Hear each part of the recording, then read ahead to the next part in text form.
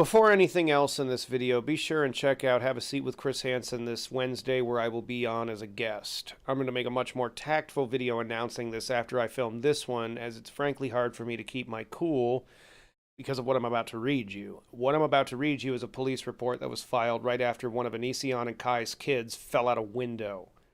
I'm not even joking. On 9/12/19, around 19:08 hours, Deputy Mancuso 522 and I responded to a medical aid call at Redacted, where a 2-year-old, Redacted, had fallen from a 2-story window. I remembered the location because I had done a welfare check with CPS about 10 days prior. CPS informed me on that incident that Redacted, James Jackson, had been communicating with minors and was possibly sexually abusing young girls. In this incident, there was no evidence or information that would allow me to place Redacted, 5 years old, into CPS custody. Upon arrival, I saw the ambulance leaving the scene with a black sedan following behind it. I recognized the driver of the sedan as James and saw Redacted in the back seat. I contacted the remaining firefighters on scene, who informed me Redacted was on her way in the ambulance to Mary Bridge Children's Hospital, and her mother, Kai Jackson, was in the ambulance with her.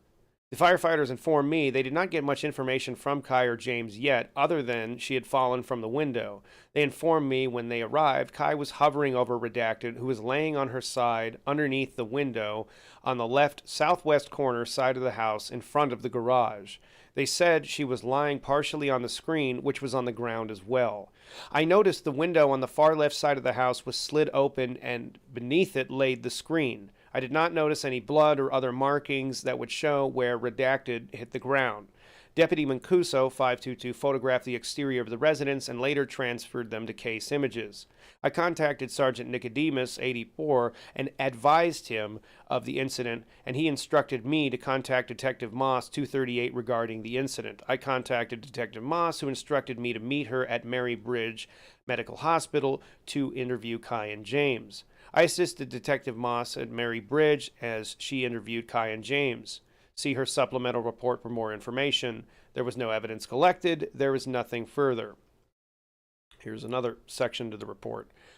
On 9/12/19, at approximately 19:25 hours, I received a phone call from Deputy Grote regarding an incident that occurred at Redacted. Deputy Grote explained that James Jackson called 911 and reported that his 2-year-old daughter, Redacted, had fallen out of a second-story window by pushing the screen out.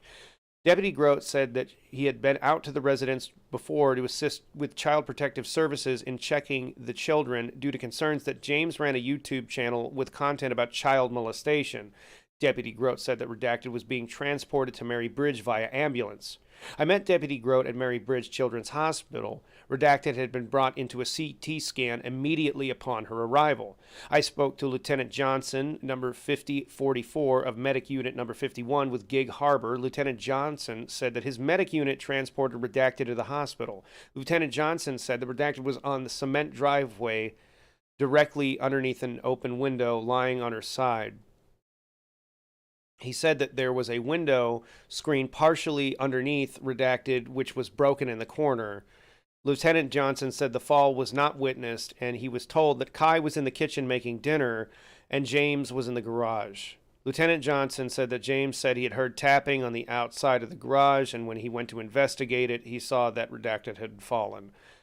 I spoke privately with Kai. Kai agreed to be audio recorded during our conversation. We got interrupted during our conversation by medical staff, so my conversation with Kai is documented in 2 separate recordings. The following is a summary of our conversation. For full details, please refer to the audio recording, which will be booked into evidence in the PCSD main property room. Kai said that when she went to make dinner, she put Redacted in her room to watch TV. Kai said the window was closed and that Redacted's bedroom door was open. Kai said that her 5-year-old son, Redacted, was in the living room watching a different TV show, which is why she put in her bedroom. She described Redacted as a bed as a twin bed. She said that she was not sure how she could have gotten up to the window. She said that she believed the headboard to the bed and the window did not overlap, so it didn't make sense to her that could have climbed onto the window sill from the headboard. Kai said that she did not had fallen until James had ran upstairs and then out the front door. She said James yelled for her to call an ambulance, which was when she came outside and saw that Redacted had fallen. Kai said she dialed 911 but gave the phone to James and that she waited with Redacted until the ambulance got there. Kai described Redacted as very active and said that in the past she's climbed up and stood on top of tables in the home. I spoke privately with James. James agreed to be audio recorded during our conversation. The following is a summary of my conversation with James. For full details, please refer to the audio recording, which will be booked into evidence in the PCSD main property room. James said that when he was in the garage on his computer, James said that he was in the garage on his computer. He explained that he works from home. James said that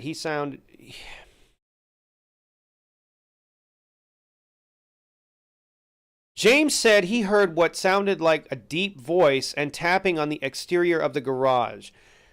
James said he thought that it was Redacted who was outside. James said Redacted was not supposed to be outside, so he went upstairs so he could go outside to see why it was out there. James said he got part of the way up the stairs and he could see that Redacted was in the living room playing a video game. James said he went out of the front door and saw Redacted lying on the driveway near the garage. He said he yelled for Kai to call an ambulance and then spoke with 911 on the phone. James said that while waiting for an ambulance, he took a video showing the window down to the cement where Redacted was lying. I asked James why he took a video. James said he wanted to be able to show the doctor exactly where she had fallen and expressed concern that she had hit landscaping rocks, which were right next to the driveway.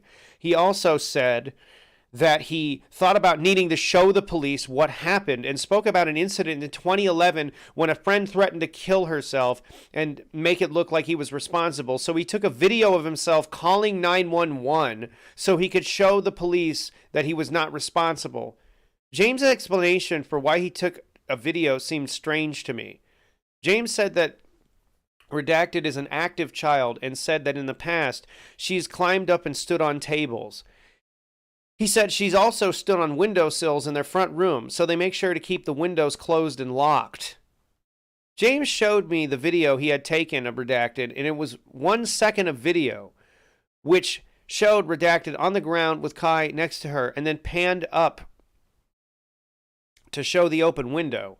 I took a video of James' phone playing that video, and will copy it to a DVD and book it into evidence in the PCSD main property room.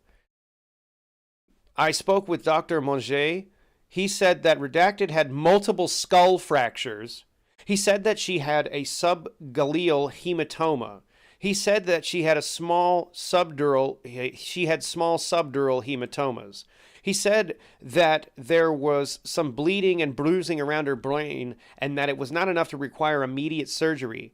I asked him if the injuries were life-threatening, and he explained that at this point they weren't, but due to the nature of the injuries, Redacted would need to be carefully monitored because of the situation could quickly change and the injuries could become life-threatening. He explained that the skull fracture on the right side of her head was depressed and pushing into her brain. Dr. Monge said that the injuries were consistent with a fall from a second-story window. Deputy Grote told me that James showed him Ring doorbell video. James handed me his phone and showed me the videos. The Ring video did not capture Redacted fall. It pointed the opposite direction, but did show when James came outside and saw Redacted on the ground. James walks out on the porch and looks in the direction of the garage. James runs toward her and screams for Kai to call an ambulance. Kai comes out onto the porch and screams, then runs over to Redacted. James sent me 3 videos which captured James going into the house to get a towel and talking on the phone with 911. James emailed me copies of the videos. I will burn these videos onto the same DVD as the video from James' phone. I asked Kai and James if I could go into their home and take some photographs. They both agreed. I explained that they did not have to allow me to go into their home to take pictures and they could change their minds and tell me to stop. I gave James my work cell number and told them to call me if they did not want me to take pictures. Kai asked me to check to make sure the stove was off, and also asked if I could let their dogs in from the back porch when I left. James provided me with a code to get to the front door. The door had a keypad lock. Forensics Officer Anderson and I responded to the residence. Deputy Mancuso was on scene, said nobody had gone inside. I observed a partially opened window above the garage and a screen lying on the ground on the driveway underneath the window. The corner of the screen was broken. I also saw a children's plastic spoon and a flattened Capri Sun on the ground near the screen. Forensics Officer Anderson measured the height from the driveway to the window. The height was 149 inches. Forensics Officer Anderson photographed the scene. We went inside the residence. The home is a split-level home. We went upstairs and down a hallway to the left of us. The TV was on in Redacted's bedroom. The window was partially open. There was a twin-size bed. The headboard of the bed was several inches thick on top, thick enough to be climbed on. The headboard and the windowsill overlapped, so it would have been possible for Redacted to climb from the bed onto the headboard and then get onto the windowsill. Please refer to the photographs taken by Forensics Officer Anderson for an understanding of how the room was laid out. I checked to ensure the stove was off. I called and spoke to James, who explained to me where in the home he wanted the dogs. I let James know that we were leaving the residence. Nothing further. Detective A. Moss, number 238, 11033.